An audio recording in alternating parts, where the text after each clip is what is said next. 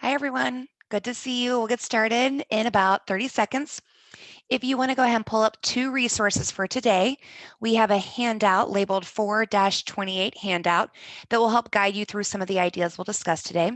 And then there's a prompt for your AP practice tonight labeled 4-28 prompt for practice. If you want to go ahead and open those using that URL on the screen or through the show more description of the YouTube video, go right ahead. And then we'll get started in a few minutes once everyone has a chance to access those and join us.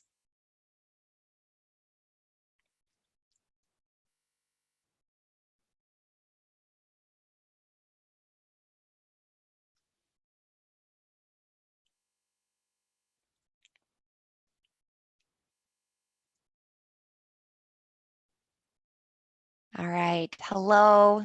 Thank you for joining us. I am Mrs. Felitis. I'm an English teacher a little outside of Chicago. We're having spotty weather today. Sunshine in the morning, but it's supposed to rain all night, which is good for my flowers. But it's good to see you guys. I hope you're having a great day as well, and that wherever you are, the sun is shining, even if just for a few minutes today.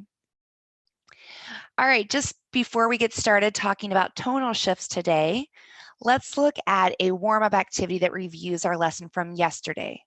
Yesterday, we were talking specifically about relationships within elements of a text, like pronouns, repetition, and parallel structure. And we defined each of those and looked at a few examples to understand how writers might use those things to establish a pace and balance, to include some variety in their sentences, or to emphasize key ideas or words. And then the students were asked to read an excerpt from a passage that was a released AP prompt. I tasked them to identify the message first, and then find examples of a pronoun and its antecedent, repetition and parallel structure that really help to reinforce that particular message. If you didn't complete the activity yesterday, maybe you pause the feed here and see if you can identify those elements within the text and again, the message. For those of you who did complete the practice from last night, when it came to the pronoun, you might have recognized a few, specifically the they, their, they. That's referring to the antecedent is, let me pull my screen up, among his friends and acquaintances. So we have a very clear antecedent that his friends and his acquaintances are the they in the passage. That kind of highlights their relationship. These people are his friends, and it's their perceptions of him. That's what we are getting from this particular passage. He's separated from others. He's passed away, but he's not part of this group. This is how they perceive him.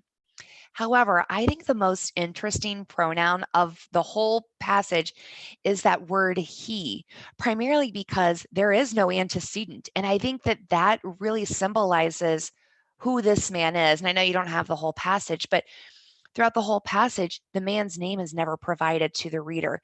He's just this faceless, nameless person who's a workaholic. So I think that there is a lot of interest in this fact that we have a pronoun, but we don't have the antecedent. We don't know who the he is replacing. We don't know that noun. So I think that that's a really interesting thing to examine. For repetition, you might have noticed things like finally and precisely, that was repeated twice. And then Sunday morning is also repeated twice. So finally and precisely, I think that it's interesting that that's repeated because it's so definite. It's very type A, just like him, the subject of the piece. It's very rote, very routine driven. But then we also have Sunday morning, which I kind of find a little ironic because we know that he worked himself to death and then he died at 3 a.m. Sunday morning. And later in the passage, they reference that he works 6 days a week. So I think even that repetition is pretty interesting too. And then lastly, for parallel structure, we've seen that last paragraph, two sentences start with he worked. So he worked 6 days a week. He worked like the important people. Those two sentences are parallel in structure, and they're describing how he worked like an executive, like those important people. Since he was known for constantly working, repeating those two structures really helps to emphasize him and the type of life that he led. You might have found other things, and that's fine. I just want to highlight a few things I think are pretty notable, especially in terms of the argument or the message of the passage. All right, so today we're going to continue our look into how do you read and annotate and understand a piece better. And we're going to be focusing on tone. Specifically, how do you read and interpret tone in a passage? A tone is the writer's attitude toward a subject, but that definition's a little vague. So we're going to spend some time breaking that down a little bit more, understanding some of the nuances of that brief description. Then we're going to look at tone in a piece of writing and practice how do you do that? How do you identify tone? Then we're going to move into the more sophisticated skill, which is discussing shifts in tone.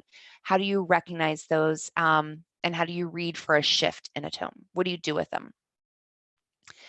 All right, so let's start by taking that generic definition and narrowing it down a little bit more. I think that this is a great summary of what a tone is. It's a writer's attitude toward the subject. But I think that there's more that we could kind of unpack with that. When you're trying to determine the tone, you have to start by identifying who is the writer. And I know Mrs. Knight and I are broken records, and we're always talking about the rhetorical situation, but who is the writer? What do we know about the writer? Because that will govern our understanding of the attitude toward the subject. So what is the subject matter of the piece? What is the writer talking about? And if you don't identify writer and subject first, you're really going to struggle to identify the attitude. I also think that that word attitude needs a little bit of explanation too. So an attitude is going to be a behavior, a way of thinking, or feeling about something, a subject, and it might also be a position or an opinion. And I think that that is a great way to kind of summarize what an attitude might be. It's a way that a writer might think about the subject. But you also have to keep in mind, again, going back to the rhetorical situation, I wish I had $1 for every time I said rhetorical situation in these videos. But I think if you're considering the writer's attitude, then you've got to think, how might that attitude and the depiction of that attitude vary greatly depending on the audience and the purpose. So who are they writing to? What is their purpose in writing? Therefore, what attitude do they want to take toward that particular subject matter? And let me give you an example in my own personal life to see if that helps kind of clarify how tone varies depending on audience and purpose. My attitude would vary. So my subject matter would be the challenges of the remote learning environment. It's going to be the same no matter who I talk to. I'm still having the exact same subject. I'm the same person. I'm a teacher. So the writer's the same and the subject is the same. But my attitude toward that subject matter and how I'm going to convey that will vary greatly depending upon the audience and my purpose. So if I'm talking to a fellow teacher, my tone might be, my attitude might be more of commiserating about the challenges, specifically grading and planning or engaging students who are not doing their work, which I'm sure does not pertain to you. But I would take more of a commiserating tone. I would try to relate to them, empathize with them a little bit more. However, with my students, I've been emailing them a little bit here and there, just checking in with individual students. And when talking about the challenges of remote learning, I might take a more sympathetic tone with them and kind of check in with how are they doing in terms of understanding the content, organizing and balancing their time, handling the stress of all of this, that I might take more of a caring, sympathetic tone with them, even though I'm still talking about the challenges of remote learning.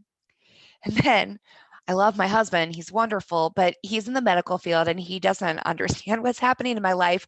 So if I were to talk about the challenges of remote learning with him, which is very little because he just doesn't get it, I would take more of an informative or explanatory tone with him. And I would still give him an overview of what remote learning looks like for me, but I would choose specific struggles I think he could relate to as a former student. So I'm not going to go into the intricacies of grading because he won't be able to understand that. So my tone would shift depending on the particular audience. I might have the same subject matter, the same writer, but who I'm speaking to is going to govern which attitude I portray to them. In your own lives, maybe you also spend time watching TV And I think a lot of the advertisements on TV are really interesting, given everything that's happening with the pandemic. And there are certain companies who aren't even really trying to sell their product, but they're advertising. So you might read those ads thinking about what is the tone in them and how has that been governed or changed because of the rhetorical situation in which we are living. So, for example, there's one that I love that I keep watching that is, I think, a Bush's baked beans ad where it's basically like a FaceTime or a Zoom of two little kids eating and their family members and friends watching them have dinner. And then one little girl has like a spoon and she takes it into the camera and you can see the baked beans. And then very small in the corner where the little kids are eating, there's a can for Bushes. So it's not really promoting Bushes, but they're taking a tone that's more celebratory and unifying all of us during this time. Or Facebook has an advertisement where they are not promoting Facebook at all, but instead they're celebrating the frontline workers. And there's a shot of a woman coming out of her apartment complex, I believe, with people on the street applauding her on her way to work. You might also, I don't want to get in trouble, but you might also look at your school and the communication your school is giving you. So either on the website or through email, are they providing a more cautionary tone about COVID-19 and taking care of yourself from a more of like a medical perspective? Is it more informative about the expectations for e-learning? Is it more encouraging about and supportive about your mental health? Or is it more celebratory of the way in which students and teachers have responded? Might be a blend of those. And none is better or worse than the other, but the tone is going to be indicative of the audience and the purpose. The attitude the writer is trying to portray will be heavily influenced by the audience and the purpose. So bottom line, don't ever forget about the rhetorical situation. It's very important. All right, so when the writer is making these decisions about tone and how they convey it, there are several choices they might be making. And we've gone over a lot of these, so I'm not going to spend much time on them. But I think some common choices writers make to convey a tone are diction, syntax, imagery, and details. These are the most common choices that you would see with a writer, especially when it comes to conveying tone.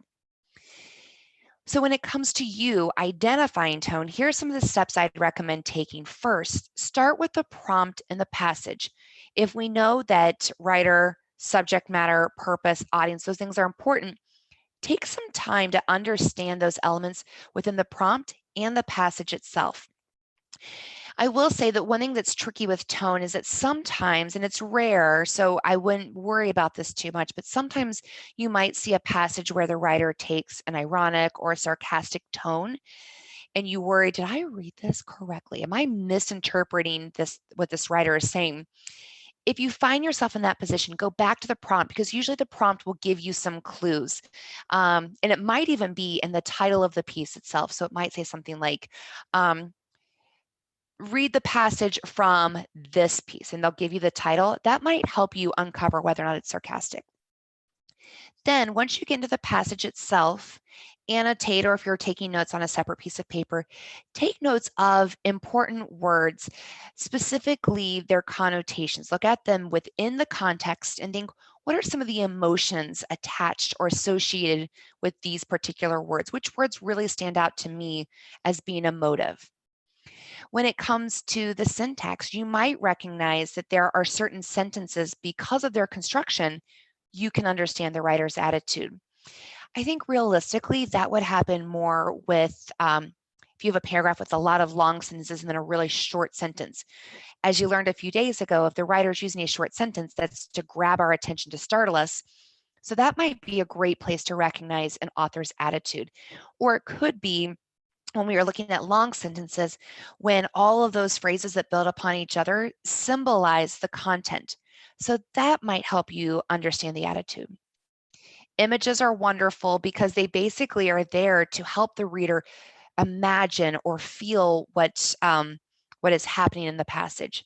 So it'll reference those five senses, and it could be any of them. It doesn't have to just be sight. So you might think about what images are striking in the passage, and then which feelings are really brought out by those images. What feeling is the writer trying to evoke by including this particular image? And then lastly, thinking about the details provided, and that doesn't have a fancy term to it other than just the facts or the details that the writer is giving us. And think about how those details really shape our understanding of the subject matter. And the writer could leave some details out. So why is the writer choosing to include certain details and omit others? How does that help us understand the subject matter in a different light? Then, after you've looked for all of those things, step back and think about, how might I categorize these things? What way might I group them? Or do I see any particular patterns emerging through this? And that's what will get you to your tone. Selecting a tone word is challenging, and think about it as though you want to be as specific as possible. I try to liken it to something like a friend or someone giving you driving directions, and they say, well, at least for me, they'll say, go north. I'm like, I don't know what you're talking about, go north. But if the person said, take a right at the second stop sign, that's a clearer direction for me. The same is true when you're writing about tone. The more specific you can be, the better. It also will reflect a deeper knowledge of the passage itself. So you might start with a really broad description, something like sad, and then think, all right, there are two branches I could go down for sad. It's pretty generic. How can I narrow that down? Is it going to be more reflective of the past, or is it going to be more calm? And then you could specify even more from there. Is the writer really being sentimental about a subject matter, or is the writer nostalgic about the subject matter? You might also be reading a piece and recognize, I see this pattern when I look at the word choice, the images, the details that, and what am I forgetting? Imagery. But for the most part, it's very matter of fact. There's not a lot of emotion to the piece itself. So you might recognize, it's emotionless. But then you might ask yourself, is it matter of fact, or is it just disconnected? And let's say you decide that it's disconnected. Is the writer being disconnected and detached, or is it cold? Because those have two very different meanings. So try to think about your tone words as having shades of meaning. And you don't want something just like sad, because there are other layers, more complex terms to really describe what the writer's intending. For some of you, that's the biggest challenge. You can recognize there's a pattern, but you don't know how to describe it, or you don't know a particular word or adjective to assign to the tone. I know that this is kind of going to sound like a terrible thing to say, but I would just recommend taking some time to reviewing terms, key tone words. If you're like my students, you love Quizlet, and you spend hours looking at flashcards. If you even were to do a Google search for something like AP Lang tone words Quizlet, dozens will pop up, and you could practice that way. I think it's just opening your vocabulary and expanding it enough that then you can provide the specific tone that you're looking for. All right, so let's look at an example. I'm going to ask for you to read the prompt, pause the feed, read the prompt itself to understand what's happening in the passage, just to prepare us, and then identify diction, syntax, imagery, or details that help to convey the tone. So determine the tone by going through those steps of reading the prompt and the passage itself, looking for those particular choices. This is a passage we looked at yesterday, so it might be familiar to some of you, and you might only need a minute or two. Others might take a few minutes to kind of read and break it down. Remember to start with the prompt, then move into the excerpt, and I'll give you some annotations or things that I would look for. Okay, for me, I would start with the prompt, and I would notice a few things. So it starts with, in the following excerpt, Nancy Maris, who has multiple sclerosis, calls herself a cripple. I'm really drawn to that detail of multiple sclerosis. That's going to help me understand why she's choosing to name herself cripple. I also like that detail, calls herself, and then later we're asked to analyze how she presents herself. Both of those things really speak to her owning something, or her being in the driver's seat, so to speak, when it comes to naming her condition. So before I even get into the passage, I'm already seeing some pattern emerge, a tone of like independence, control, or power. So then I'm just reading the passage to corroborate that or to extend it a little bit more. For the word choice, I love that there were two words that were being repeated over and over again, and we referenced these yesterday. One is cripple, and she uses that word 4 times to really describe her condition. She wants us to win. That's why she repeats it so much. She also uses the word choose or choice in some capacities. So I think that those words, if we were to do like a diction analysis of them, we would look at how those words speak to control and power. And since she is choosing this for herself, she is taking back power over this condition. So we look at that word.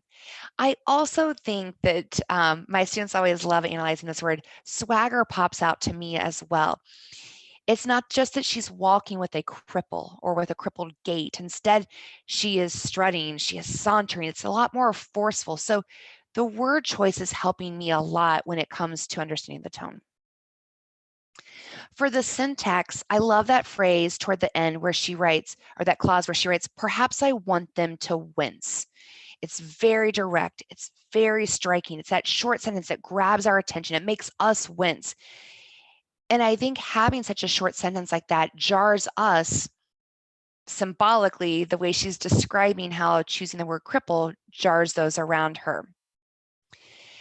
For imagery, I didn't really see too much in this particular excerpt, and you might have that at times where one thing is more prevalent than the other. I think maybe you could make a case for swagger or cripple because you can see the image of someone who's walking differently than others, but I don't know that that's particularly meaningful. And I would rather use the word choice and analyze the connotations of cripple and choice instead of that. All right, and then when it comes to details, again, I think we could look at choice, the fact that she keeps referencing that. She could have omitted that detail and just started describing how she is a cripple, and it would greatly change not just the tone, but the whole construction of the passage itself. But I also really like this second to last sentence where she says, I want them to see me as a tough customer, one to whom the fates, gods, viruses have not been kind, but who can face the brutal truth of her existence squarely. That detail of her facing the brutal truth of her existence squarely really shows ownership and it shows that control. So then if we were to try and pull back and say, what is the tone of this passage? I would look at what words did I keep repeating over and over again. I kept saying things like take back control, have power, perception, and that's what's going to help you thinking about those patterns. That's what will help you deduce the tone. I think her tone could be something like defiance, empowerment, and that is derived from looking at those categories in that pattern. So after reviewing what tone is and how you identify tone, how writers establish tone, let's take a more sophisticated look at tone and specifically identifying how writers might shift in a particular tone. And this is a more sophisticated or challenging skill, so it might be new information for some of you.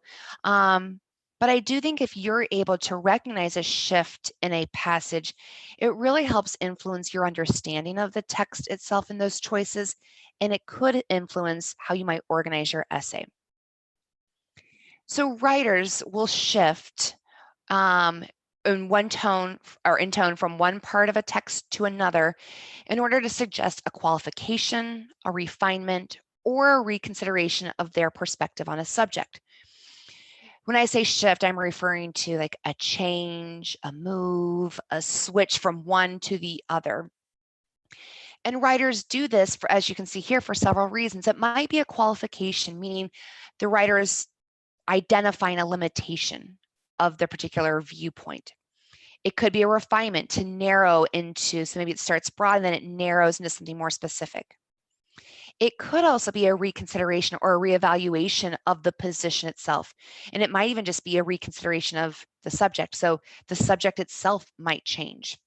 So the shift will really be how a piece changes in some capacity from the beginning to the end, really looking at how it moves. So again, you're going to look at those same 4 things, those same 4 choices: diction, syntax, imagery, and details. But now instead of just looking for a pattern, you're going to then look for where's the writer deviating from that particular pattern? Where is the writer switching things up or moving against the pattern? So look for those deviations. Where does the writer stray? When it comes to each of these elements, for the diction, I would think, do I see a different emotion or feeling emerging in the second half of the passage compared to the first? For the syntax, it might be a physical change, like you might see more dashes in one part of the text than the other, or longer sentences. So it might be something you can physically recognize. Imagery is going to be similar to diction, so looking at the different emotions associated with the images or the response to those images and how the reader might feel differently or have a different understanding because those images are shifting. Same with the details, highlighting a different perspective or maybe highlighting a different aspect on the subject itself. And while this isn't always the case, you'll probably see a shift happening at paragraph breaks, and you'll usually see 2, maybe 3 in a particular passage. A lot of the times they will be like first half of the passage, second half of the passage, or it might be the beginning, the middle, and the end, and it might not be equally distributed that way. But you might think of, do I see this pattern? Do I see this text moving differently in the second half than it did in the first? Or do I see that it kind of starts one way, builds, and then switches to a third position or tone toward the end? You might also be able to recognize a tonal shift if the writer is using language like although, but, yet, nevertheless, and however. That too might signal a shift. So look for those things. It's rare, I've seen it before, but it's rare that you'll see a writer will shift in the middle of a sentence. It will usually be at a paragraph break. The one thing I want to pause and emphasize here is that you might not see a shift. Or if you do, it might not be obvious or intentional enough for you to really devote significant attention to. So don't try to fit a square peg in a round hole. If it's not going to work, it's not going to work. And instead, just go back to what you normally do, which is looking for what is the argument and what choices does the writer make to convey that particular argument. But if you do see a shift, that's kind of guiding your organization for your essay. So if you see that there's one shift, so the beginning and the end, or the first half and the second half, the first half is your first body paragraph. The second half is your second body paragraph. And you're going to try to pull out what is the tone or the argument being presented in the first half and select choices that reflect that. And then in the second, in the choices that reflect that. And it could be argument or it could be driven by the tone. Either one's up to you. So let's practice with a piece from, it's an excerpt from Amy Tan's Joy Luck Club. I will tell you there is at least one shift, and I want you to pause the feed to see where would you identify a shift or two in this particular excerpt. And then think, how is that shift being conveyed specifically through diction, syntax, imagery, and details? Try to think about where it shifts and how you know it shifts. Pause the feed and I'll meet you back here and walk you through a way you could interpret it. Okay, for me, I saw that there was a clear shift a little before halfway through the piece, and I only saw one shift. For me, I was starting with a diction. I think the diction helps me understand where that tonal shift occurs. In the first half, the writer, Amy Tan, uses words like beautiful and lovely, things that are soft and nice. And then the writer switches to chill and bewitched, which is the exact opposite of beautiful and lovely. Instead, it's going to have this feeling of like being enchanted or possessed or lacking any kind of a human trait. For the imagery, I don't know that it's as strong in the first half. You could make the case that beautiful signals a sound and that we can hear that image. And so it's more of like a sensory detail. But I think that when you're looking at the second half, the imagery becomes really strong, specifically when talking about that chill. And Amy Tan says it started at the top of my head and began to trickle down, that we can feel that happening. And then she says that she kept thinking her fingers would adjust themselves back like a train switching to the right track.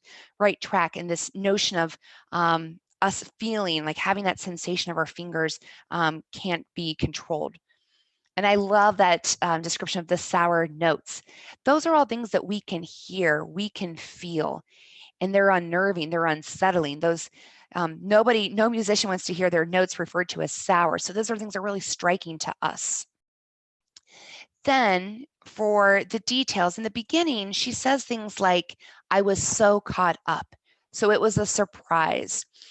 And to me, that shows that she was in the beginning kind of oblivious, unprepared, unsuspecting, unknowing, that she was so caught up in the beauty that she wasn't fully prepared for what could happen.